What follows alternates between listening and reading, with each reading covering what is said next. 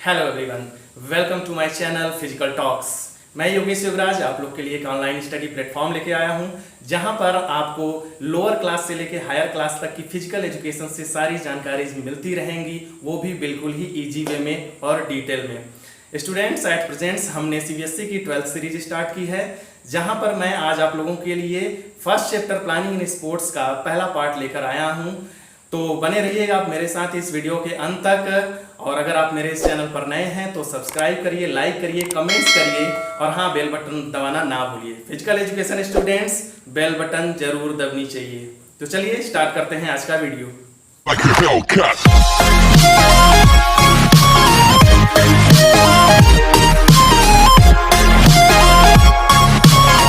तो शुरू करते हैं आज के वीडियो में। आज की वीडियो की बात अगर हम करेंगे तो सबसे पहले प्लानिंग इन स्पोर्ट्स की हम बात करते हैं। तो सबसे पहले हमें ये जानना जरूरी हो जाता है कि एक्चुअली में प्लानिंग है क्या, प्लानिंग कैसे वर्क करती है, क्यों जरूरी होता है। तो आपको एक सिंपल सा पता है कि प्लानिंग, कोई भी अगर हम काम करने जाते हैं तो उसके लिए प्लानिंग बहुत ज़्यादा जरूरी होती है। कोई भी फ्यूचर ऑफ कोर्स की चीज़ें होती हैं तो उसके लिए प्लानिंग बहुत ही ज़्यादा जरूरी हो जाती है।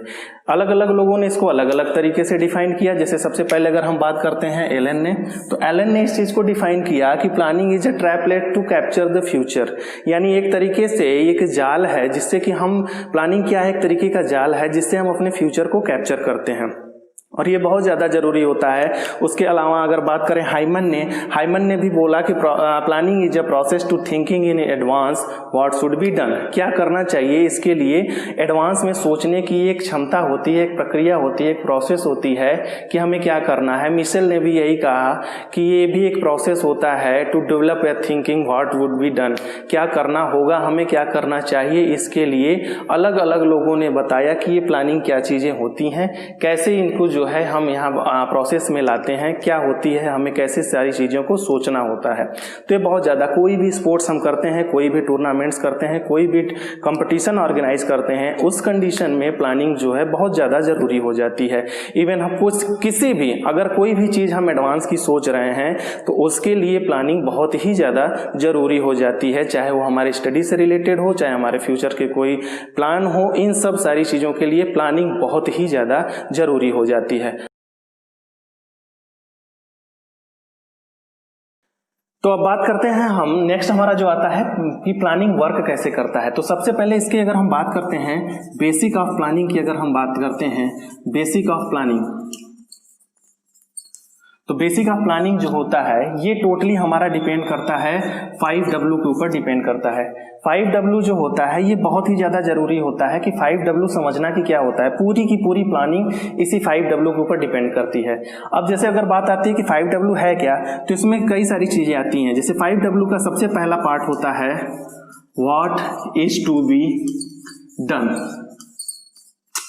हमें एक्चुअल में करना क्या है, what is to be done. ये सबसे पहले हमें ये चीज क्लियर होनी चाहिए, हमारा पहले चीज कि क्या हमें करना है, हमारा ऑब्जेक्टिव क्या है, गोल क्या है, दैट शुड बी क्लियर। तो इस कंडीशन में हमें पहले से यहाँ पर ये हमारा पहला जो होता है ये क्लियर होना चाहिए, what is to be done, क्या हमें करना है, किसके रिगार्डिंग हमें पूरी अपनी प्लानिंग करनी है। दूसरा आता है इसका why is to be done, क्यों करना है, why is to be done, क्यों करना है हमें आखिर जो। तो यहाँ से भी हमने जो है क्यों करना है, तो यही हम जब पहले में ही व्हाट, क्या हमने डिसाइड कर लिया क्यों करना है।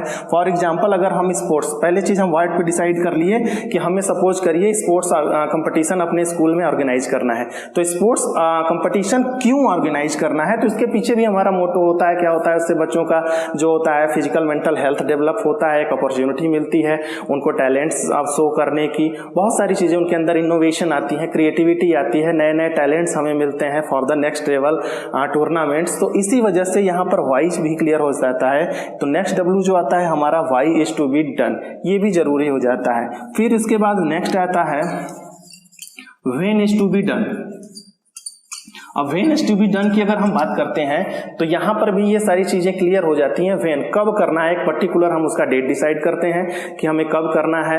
ये एक हम उसको लिए टेंटेटिव डेट्स हमारी जो होती है उसको हम बताते हैं लोगों को, उसको हम पहले से ही उसको अनाउंस कर देते हैं कि इस पर्टिकुलर डेट के लिए हमारे जो भी स्पोर्ट्स, अगर बात करें इंट्राम्यूरल स्पोर्ट्स वगैरह की हम बात करें तो उसके लिए पहले से ही क्लियर हो जाती है चीजें कि अपने स्कूल में इस तरीके की चीजें होने वाली है, इंटर हाउस कंपटीशन होने वाले हैं, तमाम तरीके की चीजें होती हैं। तो उसके लिए हम क्या करते हैं, एक पर्टिकुलर डेट पहले से ही डिसाइड कर लेते हैं। तो यहां पर यह भी क्लियर हो जाता है कि when is to be done. फिर उसके बाद नेक्स्ट आता है where is to be done.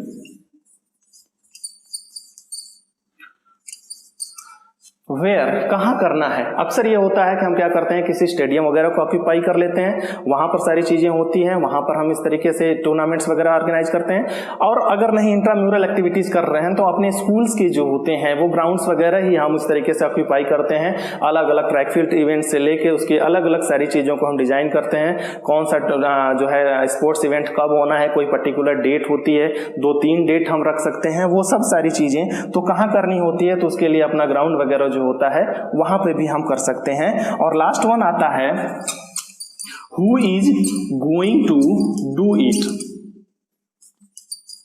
इसमें आता है आपका who is going to do it, कौन इसे करने जा रहा है। ये बहुत ज्यादा जरूरी होता है कि who is going to do it. अब यहां पर क्या करते हैं ऑर्गेनाइजर, जैसे क्या होते हैं इंट्राम्यूरल की हम बात कर रहे हैं, तो इंट्राम्यूरल में क्या होती हैं, स्पोर्ट्स वगैरह के लिए जो कमिटीज होती हैं, जो स्पोर्ट्स डिपार्टमेंट होता है, फिजिकल एजुकेशन डिपार्टमेंट होता है, फिजिकल एजुकेशन टीचर्स होते हैं, वो क्या करते हैं, वो अलग अलग रिस्पॉन्सिबिलिटीज, क्योंकि टूर्नामेंट्स वगैरह जो होते हैं इंडिविजुअल के तो होते नहीं है, तो क्या करते हैं, चाहे वो मैनेजमेंट के थ्रू चाहे स्पोर्ट्स डिपार्टमेंट, वो क्या करता है अलग अलग लोगों को वहां पर अपॉइंट करता है कि किस तरीके से कौन कौन से इवेंट्स लोग देखेंगे, क्या क्या चीजें वहां पर करनी है, कैसे करनी है, ये सब सारी चीजें।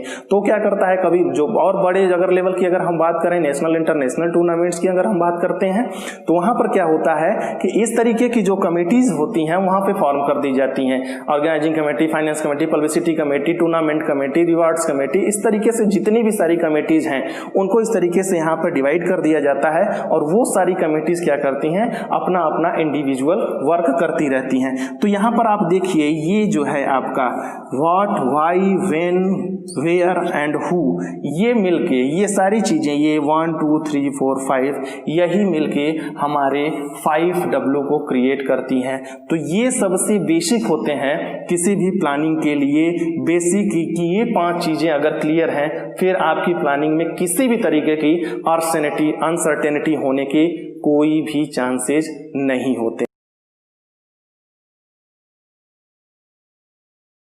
तो हम बात करते हैं यहाँ पर नेक्स्ट हमारा आता है ऑब्जेक्टिव्स। ऑब्जेक्टिव्स ऑफ प्लानिंग की अगर हम बात करते हैं तो क्या क्या इसके मेन ऑब्जेक्टिव्स होते हैं, ये जानना बहुत ही ज़्यादा जरूरी होता है।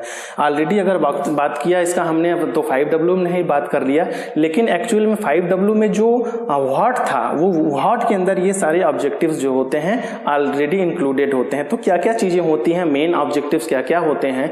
ऑब्जेक्टिव तो बहुत सारे होते हैं प्लानिंग के, अपने अलग अलग टास्क के अकॉर्डिंग उसके जो है ऑब्जेक्टिव होते हैं, लेकिन ओवरऑल अगर सारे इवेंट्स की बात करें, सारे टास्क की बात करें तो ऑब्जेक्टिव के कुछ मेन ऑब्जेक्टिव्स, प्लानिंग के कुछ मेन ऑब्जेक्टिव्स जो हैं वो ये हैं। जैसे सबसे पहला इसमें आता है अचीव द गोल्स। अगर अचीव द गोल्स की अगर हम बात करते हैं तो सबसे पहले आता है कि कोई भी 5W में जब हम डिसाइड करते हैं तो पहला ही W जो व्हाट में होता है वहीं पर हमने बताया आपको कि हमारा एक पर्टिकुलर डिजायर जो गोल होते हैं उसको हम पहले से जो सारी चीजें क्लियर होती हैं कि हाँ हमें ये करना है, ये करना है, ये करना है, चाहे वो स्टडी फील्ड की हो, चाहे टूर्नामेंट इस कंपटीशन की बात करें वहां पर होता है।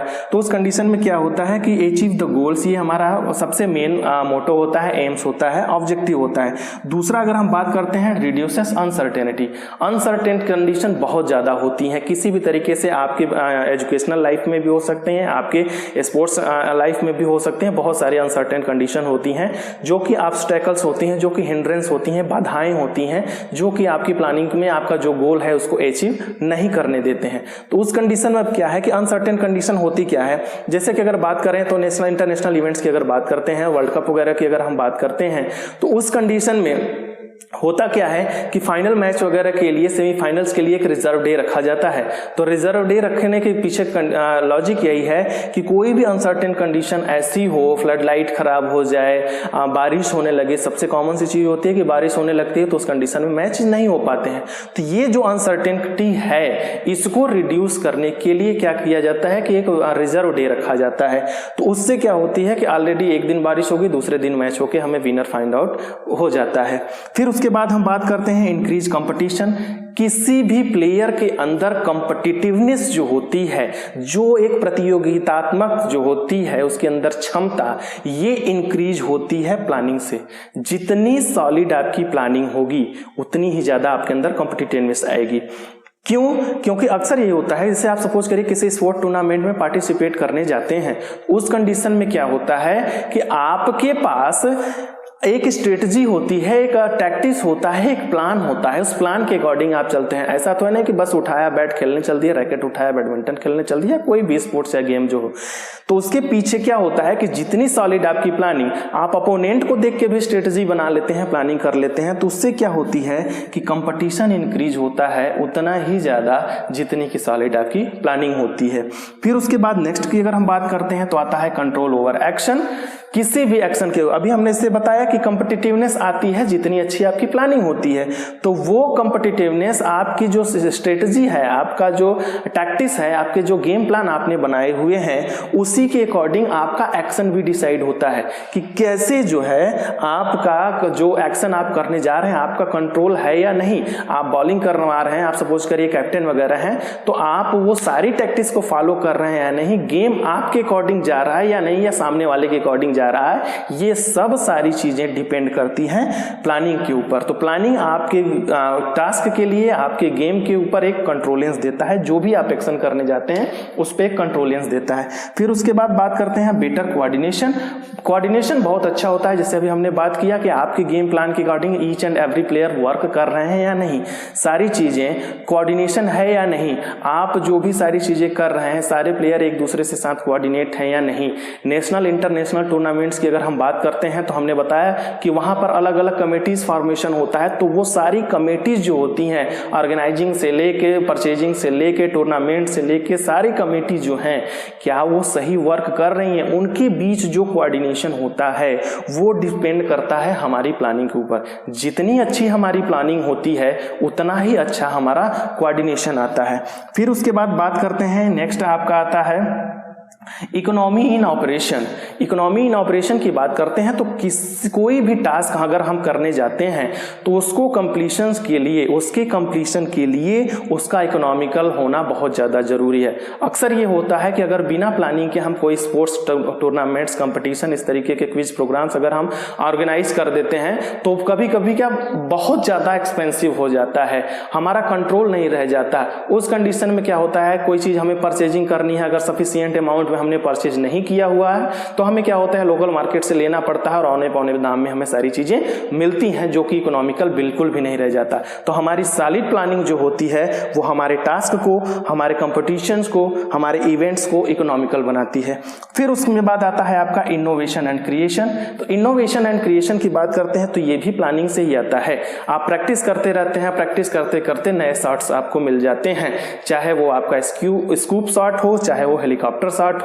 हेलीकॉप्टर शॉट की अगर बात करें तो सबसे अच्छा कौन खेलता है, ऑब्वियस सी चीज है, धोनी उसे खेलते हैं। लेकिन अब उन्होंने किसी तरीके से उसको इंटरनेशनल क्रिकेट में वो लेके आए। इनोवेशन की अगर हम बात करते हैं तो किसी भी तरीके से इंटरनेशनल क्रिकेट में उसको लेके आए। अब उसके बाद क्या हुआ, लेकिन अब वहीं, अब धोनी के बाद अगर देखा जाए तो सबसे अच्छा से वो शॉट कौन खेल रहा है, हार्दिक पांड्या। ऐसा स्पोर्ट्स एक्सपर्ट बोलते हैं कि इस समय हार्दिक पांड्या उनसे बेटर तरीके से कम पावर में ज्यादा डिस्टेंस तक के जो है वो सिक्सेज वो लगा ले रहे हैं। तो उसके पीछे कहीं ना कहीं उनका क्रिएशन है कि पहले से इनोवेट हुई चीजों में थोड़ा सा उन्होंने मेहनत किया, थोड़ी सी उनकी प्लानिंग सॉलिड हुई और उसके बाद उन्होंने क्या किया, उसको क्रिएटिव बना के नया उसको उन्होंने जो है अच्छे तरीके से उसको, उसकी इफिशियंसी उतनी ही अच्छी हो गई। तो ये इतने जो आपके, ये इतने जो आपके ऑब्जेक्टिव्स हैं ये डायरेक्टली इनडायरेक्टली आपके किसी भी इवेंट हो, टास्क हो, स्पोर्ट्स कंपटीशन हो, एजुकेशनल आपकी लाइफ हो, उसमें सब में आप ये वर्क करते रहते हैं। किसी भी तरीके से आप चाहे गोल को अचीव करना हो, चाहे कोऑर्डिनेशन की बात करते हैं, चाहे सारी चीजों के लिए ये इतने जो ऑब्जेक्टिव्स हैं वो वर्क करते रहते हैं। तो ये था आपका ऑब्जेक्टिव्स ऑफ प्लानिंग। तो स्टूडेंट्स, उम्मीद करते हैं आपको वीडियो पसंद आई होगी। तो please hit the like button, और आप मेरे कमेंट सेक्शन में जाके कमेंट कर सकते हैं। कोई भी क्वेरीज हो तो वहां पर मैं आपको जरूर जवाब देने की पूरी कोशिश करूंगा। मेरे चैनल को सब्सक्राइब करिए, बेल बटन दबाइए ताकि कोई भी मेरी वीडियो अपलोड हो तो सबसे पहले आप तक पहुंचे। तब तक के लिए जय हिंद, वंदे मातरम।